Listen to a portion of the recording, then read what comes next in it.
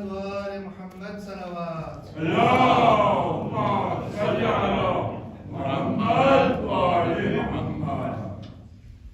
أعوذ بالله من الشيطان الرجيم. بسم الله الرحمن الرحيم. Aujourd'hui, je voudrais vous parler de la Subhanahu wa ta'ala.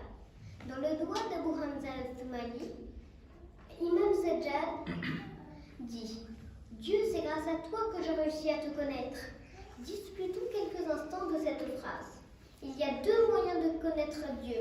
Il y a deux moyens de connaître n'importe qui. Parlons d'une personne quelconque. Imaginez qu'on parle de votre père et on vous demande: qui est-il? Et si vous répondez: eh bien, mon père est né en 1984, il a 38 ans, il aime ci, il a ce diplôme. Toutes ces informations sont correctes, mais est-ce vraiment la façon dont vous connaissez votre père? Non.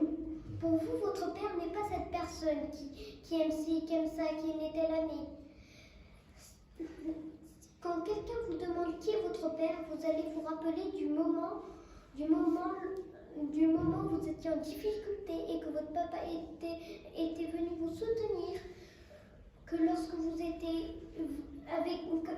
était avec vous, vous vous sentiez plus fort. Vous le connaissez dans une relation. Pareil pour votre maman. Vous allez la décrire en disant: quand j'étais malade, je souffrais toute la nuit. Elle veillait avec moi et elle m'embrassait et me faisait des câlins. Vous décrirez votre maman selon la relation que vous avez avec elle. Ce qui est important, ce sont les détails, les petites choses.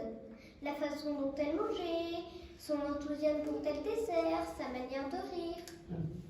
C'est de cette façon que nous nous lions aux gens. C'est comme cela que les gens deviennent plus importants pour nous. De la même manière, pour Allah subhanahu wa ta'ala, nous devons trouver Allah dans notre propre vie personnelle, dans notre relation avec lui. Mais quand on dit qu'Allah est Razaq, cela ne signifie pas grand-chose comme ça. Mais imaginez que vous traversez une période difficile dans votre vie.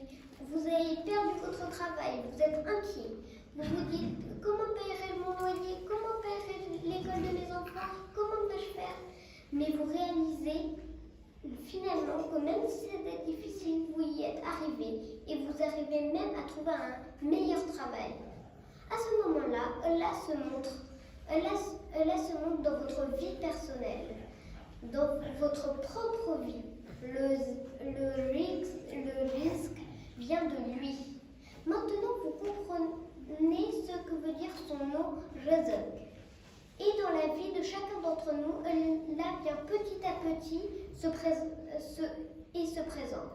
Allah a tellement de façons de se montrer dans notre propre vie, pas que dans les livres, pas que dans les majalis, mais dans notre propre vie personnelle. Même si je vous dis que Allah est amour, cela ne vous intéresse pas beaucoup. Même si je vous dis, quand vous n'avez personne autour de vous, pas un membre de votre famille pour vous témoigner de l'amour, Allah vous enverra au moins une personne pour vous témoigner de l'amour. Vous n'allez pas accepter tant que vous ne le voyez pas dans votre propre vie, mais on doit être ouvert. Imam Hussein dit dans le doigt Al-Jafar: chaque chose dans notre vie, chaque personne qui vient et qui s'en va, c'est Dieu essayant de vous montrer quelque chose, vous montrant combien vous êtes extraordinaire, vous montrant qu'il est votre Seigneur, qu'il est celui qui prend toujours soin de vous. Donc voilà, quand quelqu'un partage ses connaissances, je me dis: ah, Allah m'enseigne quelque chose. Quand il y a une belle personne, je me dis: Allah est beauté. Quand quelqu'un vient vous témoigner de l'amour, je me dis: Allah est si aimant. La vie peut devenir si extraordinaire. Vous pouvez vivre avec Allah à chaque moment de votre vie.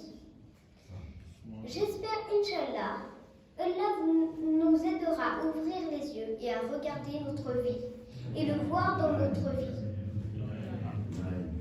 Il est là et une fois qui sera dans votre vie, personne ne pourra vous le reprendre. C'est loin.